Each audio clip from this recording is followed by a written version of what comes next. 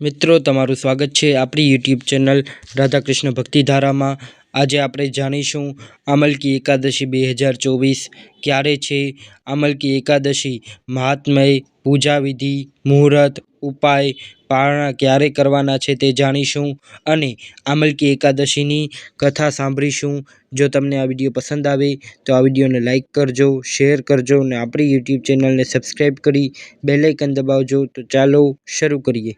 હવે આપણે એકાદશીની કથા સાંભળીશું. ફાગણ મહિનાની સુદ પક્ષની એકાદશી.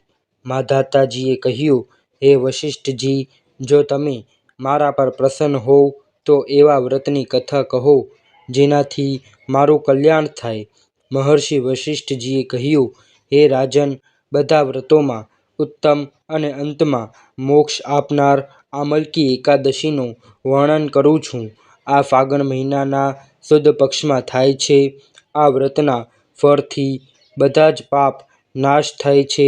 આ વ્રતનું પુણ્ય 1000 ગોદાનના ફળ બરાબર હોય છે.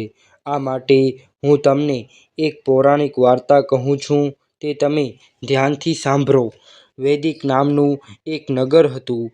એ નગરની અંદર બ્રાહ્મણ, વૈશ્ય, ક્ષત્રિય, શૂદ્ર ચારેય વર્ણ આનંદપૂર્વક રહેતા હતા. નગરમાં કાયમ વેદ ધ્વનિ ગુંજ્યા કરતો હતો. એ સ્થળે પાપી, દુરાચારી, નાસ્તિક કોઈ ન હતું. એ નગરમાં ચૈત્રરથ નામનો ચંદ્રવંશી રાજા રાજ્ય કરતો હતો. એ રાજ્યમાં કોઈ પણ કંજૂસ તથા દરિદ્ર ન હતા. બધા વિષ્ણુ ભક્ત હતા. નગરના બધા વસવાસીઓ બાળકથી લઈને વૃદ્ધ સુધીના બધા એકાદશીનું વ્રત કરતા હતા. એક વખતે ફાગણ મહિનાના સુદ પક્ષની આમલા એકાદશી આવી. એ દિવસે રાજા અને પ્રજા બધા વૃદ્ધોથી લઈને બાળક સુધી બધાએ ઉત્સાહ સાથે એ એકાદશીનું વ્રત કર્યું. પ્રજા સાથે રાજા પણ પ્રજા સાથે મંદિરમાં આવીને કુંભ સ્થાપન કરી ધૂપ, દીપ, નૈવેદ્ય, પંચરત્ન, ક્ષત્ર વગેરેથી ધાત્રીનું પૂજન કરતા હતા. તેઓ સર્વે ધાત્રીની આ રીતે સ્તુતિ કરવા લાગ્યા, હે ધાત્રી, તમે બ્રહ્મ સ્વરૂપ છો. તમે બ્રહ્માજી દ્વારા ઉત્પન્ન થયેલ છો. બધા જ પાપોને નાશ કરનાર છો. તમને પ્રણામ છે. હવે તમે મારો અર્ઘ્ય સ્વીકાર કરો. તમે શ્રી રામચંદ્રજીના દ્વારા સન્માનિત છો. હું તમને પ્રાર્થના કરું છું, મારા સમસ્ત પાપોને નષ્ટ કરો. એ દેવાલયમાં રાત્રે બધાએ જાગરણ કર્યું. રાત્રિના સમયમાં એક શિકારી ત્યાં આવ્યો. તે શિકારી મહાપાપી અને દુરાચારી હતો. પોતાના કુટુંબનું ભરણ પોષણ જીવ હિંસા કરીને કરતો હતો. તે ભૂખ તરસથી ખૂબ જ વ્યથિત હતો. થોડું ભોજન મળે તેવી તેની ઈચ્છા હતી. મંદિરના એક ખૂણામાં બેઠો હતો. તે જગ્યાએ બેઠો બેઠો તે વિષ્ણુ ભગવાનની કથા અને એકાદશીનું મહાત્મ્ય સાંભળવા લાગ્યો. આવી રીતે શિકારીએ આખી રાત બધા લોકોની સાથે જાગરણ કરીને વિતાવી. સવાર થતાં બધા પોતપોતાના ઘરે ગયા. થોડો વખત થતાં તે શિકારી મૃત્યુ પામ્યો. તેનો આમલકી એકાદશીના વ્રત અને જાગરણના થવાથી એક રાજાના ત્યાં જન્મ પામ્યો. તેનું નામ બસુરથ રાખ્યું.